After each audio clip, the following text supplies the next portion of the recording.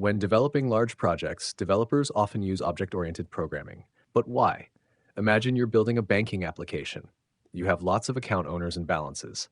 Sure, you could define each owner and balance as separate variables, and even write functions to deposit or withdraw money. That would work for a few accounts. But what if you have thousands of users? Let's see a simple example. Here we have two account owners, Alice and Bob. We store their balances in separate variables. We also have two functions, deposit and withdraw.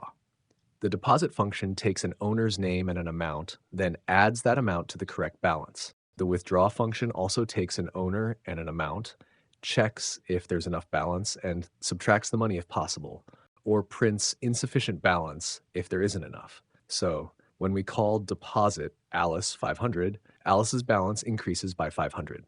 If we call withdraw Bob 1000, Bob doesn't have enough money, so we get a warning.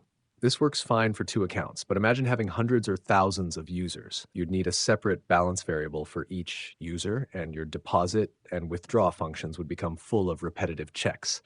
That's when things start to get messy and hard to maintain. Right here is where object-oriented programming comes to the rescue, helping us reduce all that mess and repetitive code. Instead of managing separate variables for every account and writing complicated checks in our functions, we can create a bank account class.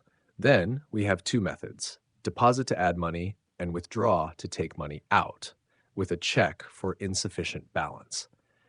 Now, when we create account 1 for Alice and account 2 for Bob, each account keeps track of its own balance. See the difference? We no longer need separate variables or repetitive conditional checks. Each account is self-contained, the code is much cleaner, easier to read, and scalable for thousands of users. That's the power of object-oriented programming. Now that we understand why object-oriented programming is important, let's dive deep into its core features and see how they help us write clean, efficient, and scalable code. I'll explain each concept with examples so you can fully understand it. Encapsulation is about hiding the internal details of a class and controlling how the data is accessed or modified. Think of it like a real-world bank account. You can't just reach in and change someone's balance. You need the proper methods like deposit or withdraw. In our product class, the score price attribute is private. That means it's hidden from the outside world. To interact with it, we use getPrice to read the value and setPrice new price to update it. And notice the rule, the price cannot be negative. If someone tries to set a negative price, the program warns us. This protects the data and ensures it stays valid. Encapsulation not only protects your data, but also makes your code predictable and easier to debug. You always know where and how a variable can change. Inheritance lets one class take all the properties and behaviors of another class, which saves you from rewriting code. Think of it like family traits. Children inherit characteristics from their parents, but can also have their own unique features. In our example, the employee class has name and salary and a method showDetails to print them. The manager class inherits from employee, so it already has name, salary, and showDetails. Then we add a new attribute, department. When we call showDetails on a manager, it prints name, salary, and department.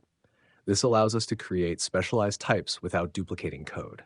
If we want to add more types of employees later, we just inherit from employee and add or modify only what's different. Polymorphism means that the same action can behave differently depending on the object.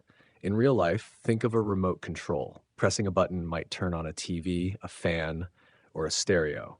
Same action, different results. Here, shape is a base class with an area method. Square and circle both inherit from shape but calculate the area differently. When we loop through a list of shapes and call area, Python automatically calls the correct method for each object. Polymorphism lets us write code that can handle many object types in the same way. We don't need separate functions for squares, circles, triangles, or any other shape. This makes the code flexible and easy to extend. Abstraction allows us to hide the complex details and only show what's necessary. Think of driving a car. You just turn the key or press a button to start it. You don't need to know the details of the engine mechanics.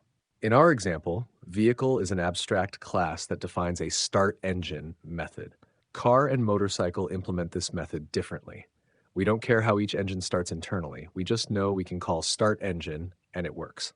Abstraction helps us design software that's modular and easier to maintain. Each class handles its own internal details, and we interact with it through a simple interface. Composition is the has-a relationship. Instead of inheriting behavior, an object can contain another object. Think of a car that has an engine, a radio, and wheels. Each part does its own job, but together they make a functioning car. In our example, the car class contains an engine object. When we call mycar.start, the car starts its engine first, then signals that it's ready. Composition allows us to combine smaller, focused classes into more complex objects without forcing them into a strict hierarchy. It keeps each class simple and focused. By combining these features, encapsulation, inheritance, polymorphism, abstraction, and composition, we can build programs that are clean, organized, and easy to maintain. Each object manages its own data and behavior, rules are enforced, and adding new features becomes much easier. If you found this explanation helpful, don't forget to like, subscribe, and hit the bell icon to stay updated with more Python tutorials.